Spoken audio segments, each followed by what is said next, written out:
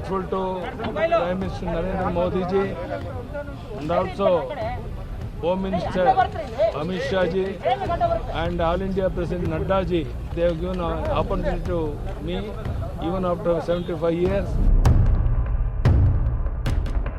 I feel that the decision taken by Yediyurappa as a party worker, as a party leader, he did a good job. We all have to abide by 75 years, whatever is the fixed norms that is in our party. It's very unfortunate but inevitable. The tears comes out. He used to tell that any point of time I will not resign. I will complete my full term. The kind of instability that has been displayed in the last 1.5 years, it is very clear that the government may not last long.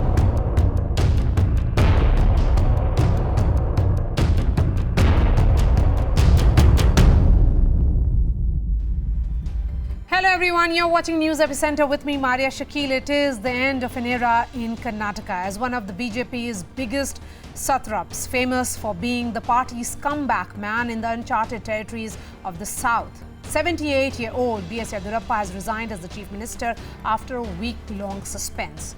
He will continue as the caretaker chief minister till a new one takes oath. The Council of Ministers has also been dissolved with immediate effect. The BJP top brass was in a huddle and Union Minister Dharmendra Pradhan and Karnataka BJP in charge Arun Singh will be visiting the state as central observers. A host of names are doing the rounds, including Parliamentary Affairs Minister Prahlad Joshi, National Secretary of the party and MLA C.T. Ravi, as well as the current Karnataka Home Minister and Lingayat leader Baswaraj Bommai. But they have big shoes to fill. Yediyurappa was the last man standing from the old guard who had retained a position of power. He joined the Rashtriya Swayamsevak Sangh over 5 decades ago and rose up the Jan Sangh and the BJP hierarchy, all the way from a district to state unit president and from a member of the Legislative Assembly, first elected way back in 1983 to a member of parliament elected in 2014. He also went to take the charge as leader of opposition 3 times and also 4 times as chief minister, though he never completed a term and 2 of them were less than a week. But beyond the formal positions, he enabled the BJP to cross the Rubicon and become a truly national party with an imprint in the south. His standing at the helm of Karnataka has not been without controversies. He has been dogged with corruption charges and even became the first former Karnataka chief minister to be sent to jail under the Prevention of Corruption Act. He even rebelled against the BJP and floated the Karnataka Janata Paksha in 2012 and contested the 2013 assembly elections, winning 8 seats and 10% of the overall votes. He later supported the BJP for the 2014 general elections and then merged the party into the saffron fold after Narendra Modi's clean sweep, going on to become chief minister 2 more times in 2018 and 2019. Till this day, he remains politically relevant as he is the tallest leader of the powerful Lingayat community, which during the 1 week of suspense threw its weight behind in a grand show of support in Bengaluru. So who will be the southern strongman's replacement to hold on to Fort Karnataka? Joining me on the show, Tom Vadakkan, spokesperson of the BJP, Shama Mohammed, spokesperson of the Congress, Sumant C. Raman is a political analyst, Professor Sandeep Shastri is Vice Chancellor, Jagran Lake City University, psephologist, political analyst. Sandeep Shastri, I'm coming to you. It was B.S. Yediyurappa's efforts that made BJP a national party with an imprint in the south. Has the BJP become a party that can survive despite BSY? I don't know whether I would like to pose the question in that way. Why I'm saying that is, yes, 9 years ago, when Mr. Yediyurappa was eased out of office, it finally led to his leaving the party. But I think 9 years is a long time for water to flow under the political bridge. This time, the statements he has made over the last 3-4 days, especially today, very clearly indicates that while he is giving up political office, he is not giving up a political role. He says that he will continue to be active in the politics of the state. He will continue to tour the state. So I really do not see or envisage a situation of a BJP post Yediyurappa. It's just that Yediyurappa changes tack. He now hands over chief ministership. And I think he continues to be an important person in the party. I But think it all Professor depends Shastri- on in the coming months, how you are going to adjust to Yes. a chief minister and a former chief minister both being there to manage the affairs Yes, of the state. but Professor Shastri, help us understand. For anybody in the BJP to become the chief minister while BSY remains in the state, remains politically active, you are saying that clearly he will continue as the BJP leader. He has said it very clearly that he will work as the BJP Karyakarta. But his role has changed. He will no longer be the powerful chief minister that he was. So in that capacity, what will he be? No, I think that all depends upon who becomes the next chief minister of Karnataka. And it would depend upon the equation that that future chief minister of Karnataka develops with Mr. Yediyurappa, the type of working relationship that he develops with the new leader. While the party may have been more comfortable with Mr. Yediyurappa accepting a gubernatorial appointment and going to some other state far away from Karnataka, he has not agreed to that. He has said, when asked in a press conference, would you like to go as governor? He made it very clear, I am staying on in state politics.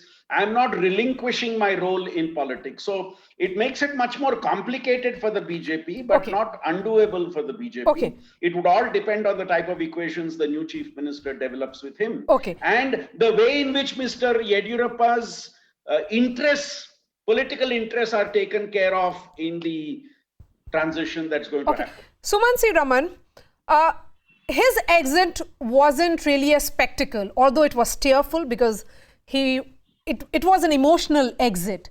But look at the transition in his statements. Last week, B.S. Yediyurappa says, I'm expecting a call on 25th from the central leadership. If they want me to continue, I will. If they want me to leave, then I will, because I'll continue as the BJP Karyakarta then. Today he says, I'm voluntarily going.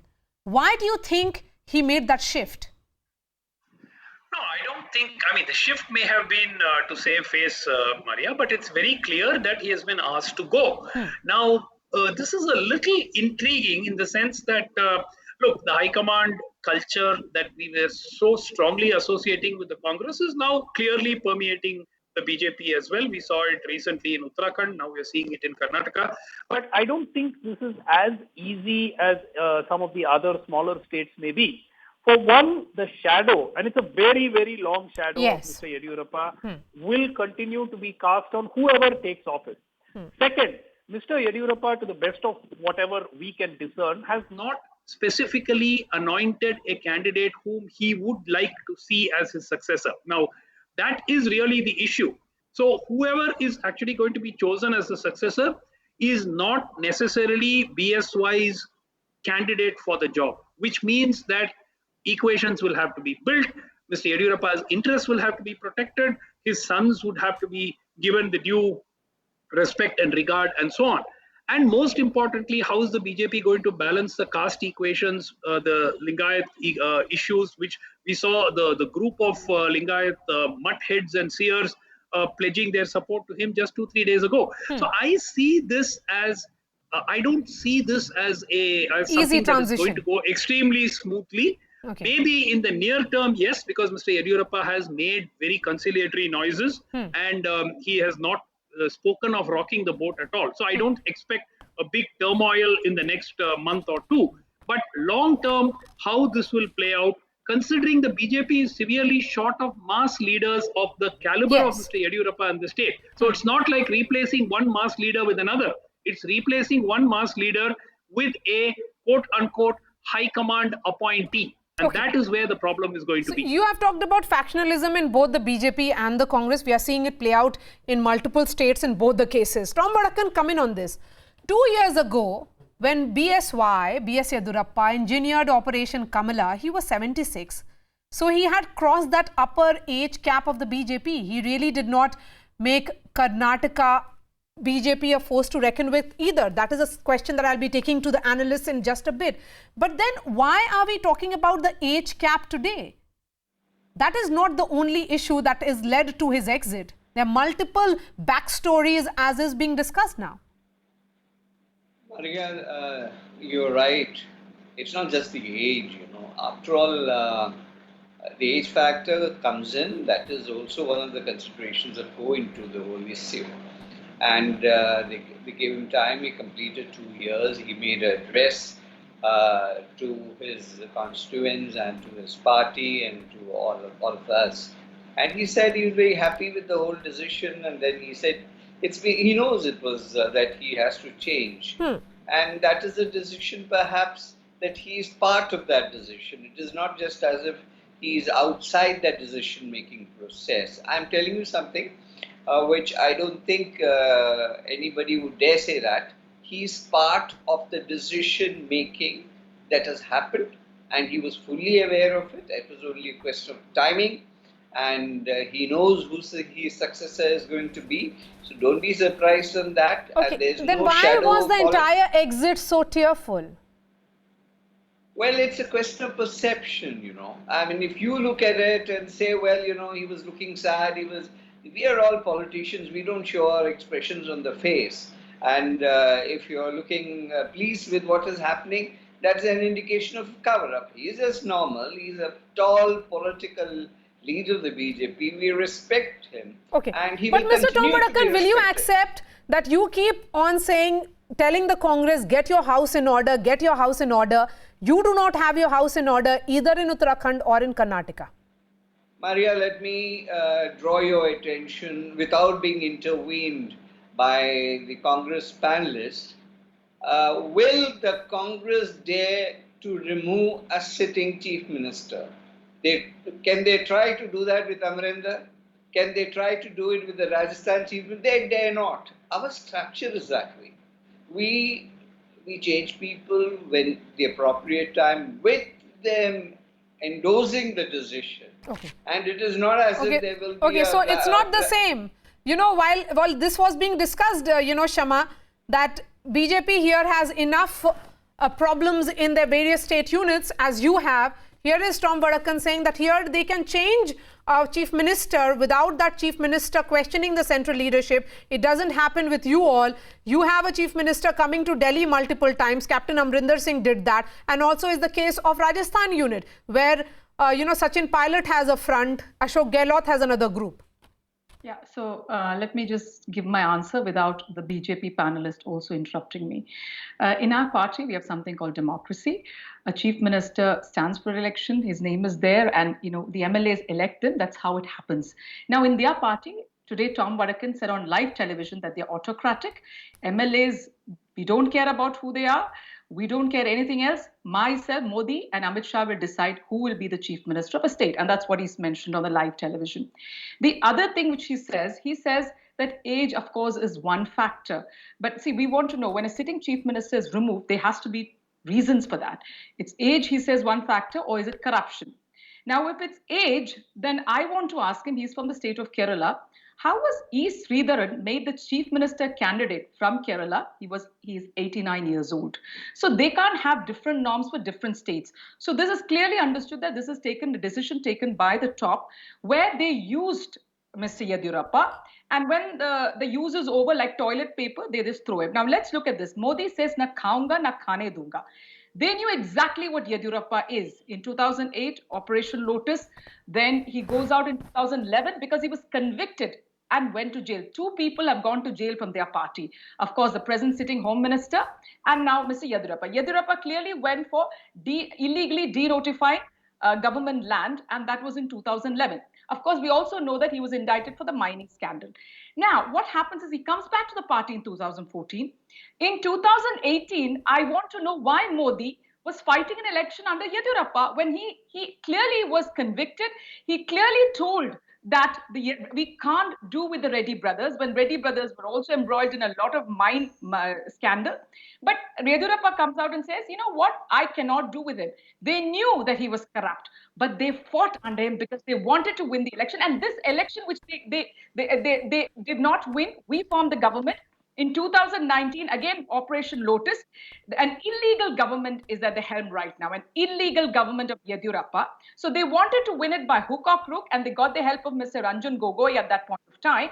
They overturned a toppled-down government, and that too now we have to know through Pegasus, using spyware. Okay, that specific point, Tom Vadakan, what is applicable in one state? 89-year-old E. Sridharan, your face or in Kerala, and 78-year-old B.S. Yediyurappa, who has been asked to go in Karnataka. And also, why is not corruption? If he's corrupt, let Mr. Modi do an investigation. We want to know the reason. Can I answer? Yes. Okay. Maria, what the situation was in Kerala, we positioned, I mean, let me tell you something, that was not a central proposal that he was a chief minister's face. There was some talk about his being made the chief minister. Let me conclusively state that it was never the position of the party. But then he was contesting on your ticket. He contested on your ticket. The question is 89-year-old. But he himself said he is not the candidate and it will be selected. Now let me complete this. He will be selected on the... You are lying. I won't allow you to lie. You are coming on Nash. He contested as the CM candidate in Kerala. You can't lie now. This intervention is not called for, Maria. You need course correction with this lady. Okay. If she's going to take the debate go ahead. Sorry, and then I'll go back to the... Yes, I'll go back to the analyst. Lady. Quickly. Yes, Mr. Tom Vadakan, and 30 seconds to Shama after that. He was not, I repeat, the official candidate for chief ministership. The matter should end there. Okay, whether fine. I'm lying. Shama, 30 seconds. Tell us something more. Well, Mr. Vadakan is lying on national television. I was they in will Kerala take the opinion of the campaigning. MLAs. A consensus will be arrived at, and the chief minister will be selected. Okay, fine. If the lady from the Congress does not realize how our system works. Quickly, Shama, 30 seconds to you, and then yes. Problem with that. Fine. Yes. So in Kerala, Maria, I was there campaigning. I will show you newspaper cuttings where they've clearly said the candidate is the chief ministerial candidate. He himself said, I'm the chief ministerial candidate. So you can't come on national television and lie, Mr. Vadakan. And the other thing the Prime Minister of India has to tell us. You. If you do not know the ground reality, then you come and talk absolute nonsense. He just asked me to be civil. Okay, let me go back to the analysts. If he was removed for corruption, we want an investigation into Yediyurappa. Okay. Sumansi Raman, the fact is also, while we look at the role played by B.S. Yediyurappa in, expanding the footprints of the BJP in South, he also did not make the BJP a force to reckon with. Yes, BJP became a party, but it was not the only party like the dominant force in Karnataka. Look, Maria, you have to give the man credit. Because the BJP was clearly seen and perceived as a North Indian party and a party of the Hindi belt. Now, it was Mr. Yediyurappa who brought them to power in Karnataka early on. He was the face of the party. Yes, the corruption charges were there, but despite that, and I think that there is a grain of truth in what Shama says, because certainly the fact that they had uses for him when Operation Kamal had to be launched, when MLAs had to be brought in. In fact, some of the rebel MLAs who have defected from the Congress and JDS and now are in the BJP, they are now worried because whatever assurances their political future, they are worried about it. Their political future. One very important point, Maria. Forget everything else. Should the people of Karnataka not be told why their chief minister is being replaced?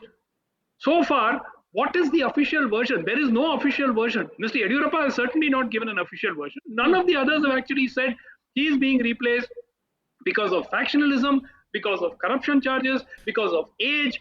What is the reason why Mr. Yediyurappa is being replaced? At least the people of Karnataka deserve an answer to that question. Yes. What is the reason for his replacement? Is it the generational shift that the BJP is looking at? And can Yediyurappa's exit cut the anti-incumbency against the BJP? Professor Shastri, that's the last question on the debate. Your answer to that is as good as mine in terms as to why the replacement has happened. But then to be fair, even when Uttarakhand replacement happened, there was no reason assigned. Other replacements happen. Whichever the party replaces its leader, there is no explanation as to why we are replacing a leader. So I think we have to infer the factors responsible for the leadership change here. I think it's very clear that the BJP is not looking at fighting the next election, was not looking at fighting the next election under Mr. Yediyurappa's leadership, because by then he would be 80 years old. So possibly the midterm change of leadership would allow a new leader to actually lead the party into the next elections is possibly an explanation. Also the fact that Mr. Yediyurappa had to grapple with so many factors, forces. You have a big chunk of the BJP MLAs who were not part of the original structure of the BJP. They have come from other parties. They were accommodated. So I think, and also the factor of the influence of his family over the party. So I think there are a range of factors. While we look at those range of factors, Professor Shastri, no, I have just one question for you, Sumansi Raman, and you have exactly 20 seconds to respond to this. My question is, do you get the sense that he negotiated with the BJP central leadership, particularly the kind of representation his loyalists got in the cabinet reshuffle? I'm not too sure that the negotiations which he have completely come to fruition. I think that there are still parts of the deal that the BJP High Command is yet to fulfill, and I think that based on what happens over the next few days or the few weeks, we will know whether Mr. Yediyurappa continues in this mood of contrition that he's shown so far. All right. One very important point. Yesterday, Mr. Nadda very clearly said Mr. Yediyurappa is doing a good job. Yes. Right? So that again throws up questions as why would you replace the chief minister Sumansi whom Raman, you say... my producer and the PCR director is telling me to wrap the debate. Thank you so much. Tom Vadakan, Shama Mohammed, Sumansi Raman and Professor Shastri. Thank you so much for joining us. Of course, we are yet to know what is the reason for B.S. Yediyurappa's exit, the official reason, and also who will be the successor. One story we'll continue to track very closely. Thanks so much for watching.